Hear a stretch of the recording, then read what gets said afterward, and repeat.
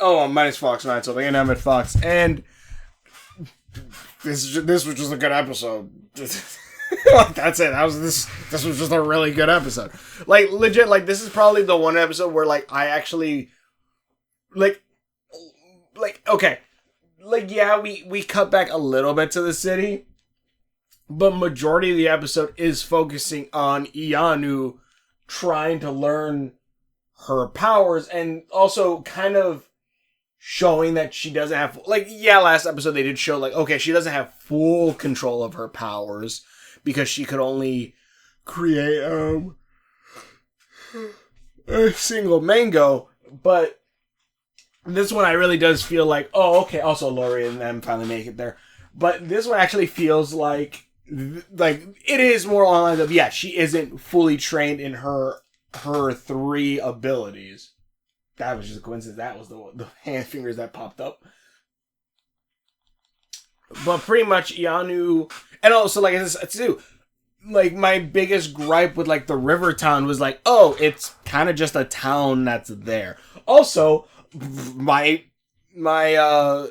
problem with the corrupted. My problem with the corrupted was like, oh, you know, they just have glowing eyes, and apparently they're just angry at humanity. And I thought that was the same for the soldiers, but no, they actually have superpowers. Let me see.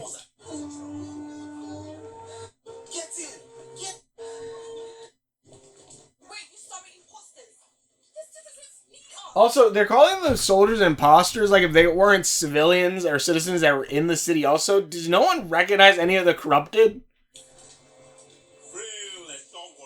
But yeah, like...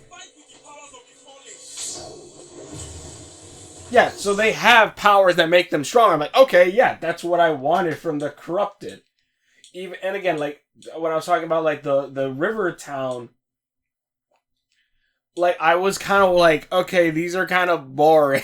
Like, the river town is boring for, like, its own settlement kind of place. And... but then we get the sacred... is it the sacred, like... ah, shit. It's, like, the sacred city settlement, I think it was. And... let me see. Let me see if I can get to it.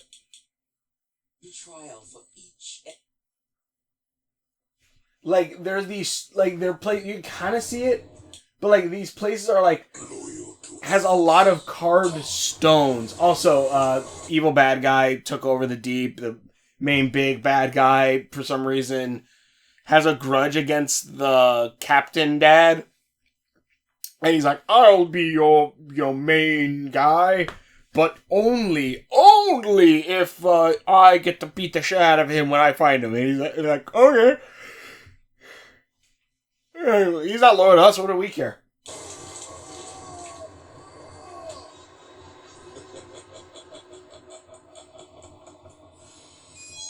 My lord. But yeah, like, their city is, like, carved into this mountain. It has, like, all these different statues and these giant faces carved into it.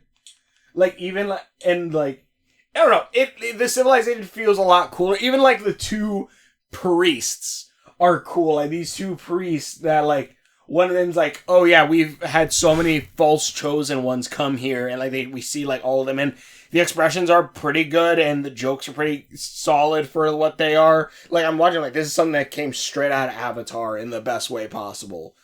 Of them appearing like, oh, look, I'm controlling it with my mind. It's like a stick on a string or some shit like that, like a rock on a string or whatever. And so, like, one guy's just jaded. He's like, yeah, no, I don't think you're the chosen. Like, so many people have said they are. And then, you know, she's proving that she is. She eventually has to go through different trials, each one for the 3 different, magics or wonders of, you know, the unnatural, the natural, and the supernatural. Iyanu eventually having to go... also, they use the mask as, like, faces. Even though you could see their eyes, like, underneath, like, the drapes. To getting any less obstacles. she goes into the first trial of the unnatural, and she's put through literally the Millennium Puzzle.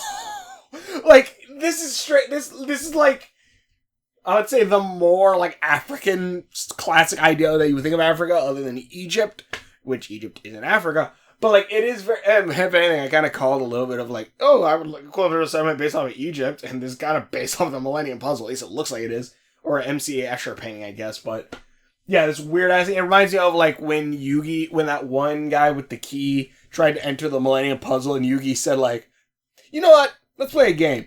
If you can find the room that contains my memories, you will win. And he's like, and you have the Millennium Puzzle. And the guy's like, I gotcha. And he searches the entire thing, and eventually he finds Atem like in a throne looking at him.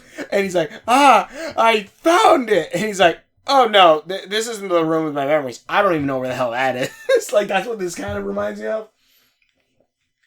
And pretty much Iyanu goes through a bunch of different trials.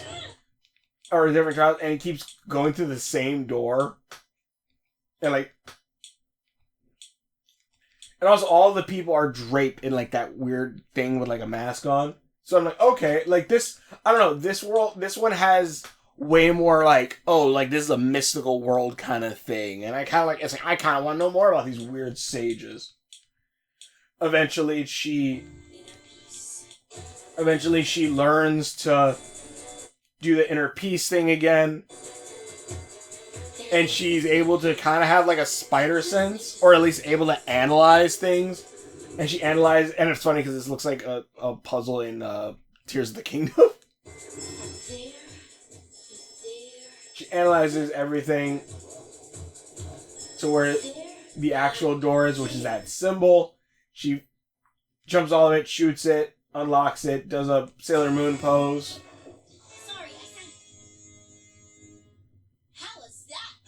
And I feel like they get way more personality both to Battle Cat here to everyone. Like, I feel like the animation has actually gone up for these episodes. These guys are all talking about like, oh, you know, we have to figure out what we're gonna do because they're attacking, and like outside of it, like the corrupted beasts are also attacking the city. It's like, okay. And also their eyes are glowing now, but like have like the energy coming off, so I'm assuming they're stronger. I need to see more, but like at least we know the corrupted humans have all these, have powers. Eventually they have to do like another trial, which I'll say this, like, yeah, you didn't see the first trial, that how she passed it, but this one you see her literally conjure up flowers. Like, these people, they're like, okay, your next trial, bring the tree back to life. And they're like, okay. And she's like, okay, I can do that. But it's like, but wait. They put their hands together and they summon a swarm of bees. Which then, oh shit.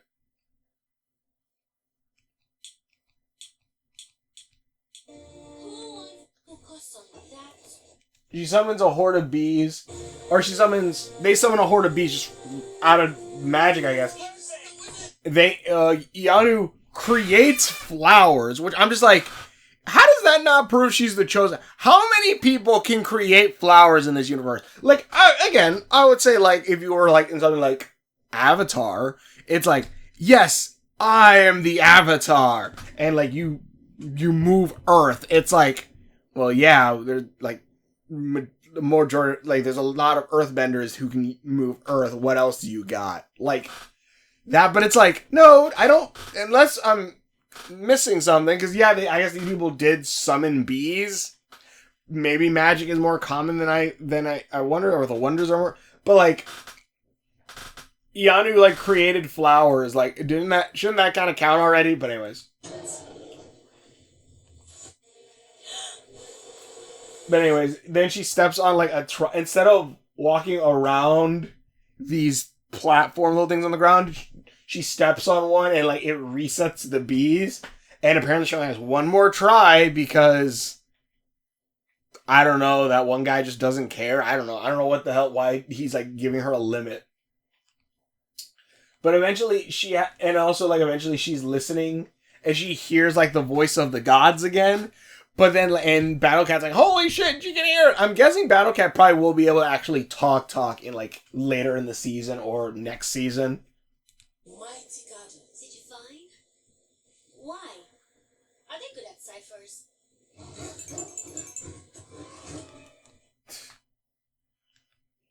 Anyways, but yeah, she eventually figures out, like, it's something about spelling. The walk of the divine. So, what's divine here? The walk of the divine. The walk of the divine. I can't spell much with these letters. Led by the first father, Jova, the divine ones were spiritual guides for humanity. This one I didn't get. Maybe if I re-listened to it, because I'm still not entirely sure how she solved this one. Like, he's like, I could spell this. And it's like, wait, what are you spelling? I don't even know.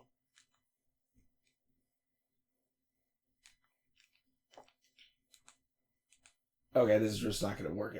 Anyway, so yeah, she eventually figures out what it is, jumps on the letters, makes it to the tree, and she touches it, and she's like, ah, yes, you're not connected to the roots of this tree, so I'm going to reconnect you. Reconnects it, tree regrows.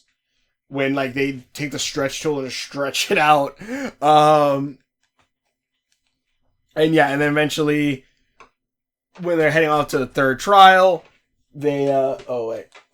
First father of the divine ones. I know that. I bet you didn't. Oh, so I guess, she spelled the name of the first father. Anyways, connected them together, and they're like, oh, shit. They're like, okay, so she did it. She wants to do the third trial. Then suddenly, the parents pop up. Alori's there. The dad and Toya have fun. Are happy to being together. Alori's happy to see her kid again. He's sad because he has no one to hug, so Battlecat hugs him. But then, like, Alori and Iyanu gets mad at Alori, and she's like, why didn't you tell me? And I'm just thinking, like, I'm sorry, when you got mad and thunderstorms occurred, did you think that was a natural occurrence? Do you think other people, like, this is bordering on the line of what is it, The Exorcist stupidity, a little bit, where it's just like, and if you don't understand, I watched the movie The Exorcist, my brother showed me it, and a very stupid scene in that movie is the point where the mom and the kid are on the bed, and the bed is legitimately shaking with them on it, like, physically, like, going boom, boom, boom, boom, boom, boom. And then the next scene, they're in the therapist's office, and the therapist goes, or the doctor's office, and the doctor goes, she was just probably having a seizure. It's like, what the fuck? What? No, the bed was moving. It wasn't like, oh, she's grabbing the bed and moving. The bed was literally moving with both of them on top of it. What? So, like, it was like, again, like Iyanu said, like, why did you tell me I was the chosen one? I'm like, and again, it's kind of similar thing of like, you know, her making flowers. It's like, wait, how common is magic? Are there other people who just like can summon thunderstorms when they're pissed? Like, can a Lori do that? Like, I don't understand. Why can't, like, shouldn't you have figured something was weird? Anyways, she's over emotional. The Fallen hears it, I guess. They're like, she can't take the third trial. She's too emotional. The Fallen's like, we have to hurry. Eventually, Iyanu says, I gotta take the trial. Goes with Eckhart, Battlecat. Like, only you could go alone, because if not, that mountain will kill you. How can a mountain... And, again, this is another good part of this. Like, look at all of the mountain bits. Not only are these rocks carved with faces, in the mountain itself are these giant faces that seem to be, like, randomly carved into it. Like, that is cool. That is sick. I like that. That's some cool world building. That's some cool, like, okay, what does that mean? Did people make that? Did the gods make it? Like, Is this gonna be a Mount Olympus situation? Like she's gonna go inside, like the god, like there's gonna be a god in there. I don't know. It's very, very interesting, but I really, really like it. I think this is really cool. This episode, I would say, is probably the best one. I know it's been on and off, but yeah, okay, they got powers. Also, none of them recognize them. Cutting back for showing the trial. Also, when Iyanu's going through the trial, at one point, it's just her opening the door for the unnatural trial, and like the different doors. I'm like, okay, haha, but also I feel like you're doing this to save on animation, which hopefully it's for a really good finale, I guess. I don't know, but yeah, this isn't okay. This was a pretty good episode, and like now Iyanu can go to the source without worrying about Lori. We have some pretty cool world building with like the priests and like this stuff. So I'm interested to see, and like the one priest actually does believe in her, so I'm like, okay, I like how this is going. I like this one a lot. Hopefully we stick with this kind of momentum and this going on. The town stuff is okay, fine, but like whatever. And again, the corrupted actually have powers. It's like, yeah, cool. And that actually makes them more of a threat than just a regular snake. So like, I don't know. Anyways, tell me what you guys think in the comments below. Thanks for watching. Check out videos. Hope you enjoy this. This is pretty good. It's pretty awesome. Anyways, thanks for watching and we'll see you later. Yeah, I'm excited to see where this is gonna go. Like legit. What is the last trial gonna be? It's probably gonna be something along, and like it shows like a picture of like Iyanu or the Chosen, and then like a bigger version or like a god behind her. And I just look at it, I'm like, that looks like when Aang meets like his avatar state in the thing, or Korra in the avatar state when they're about to unlock it. Like that's what it feels like when they're talking to Avatar Spirit. I'm like, well, maybe it's gonna be something like that, and she's then gonna have like a boost in her power. I don't know. Anyways,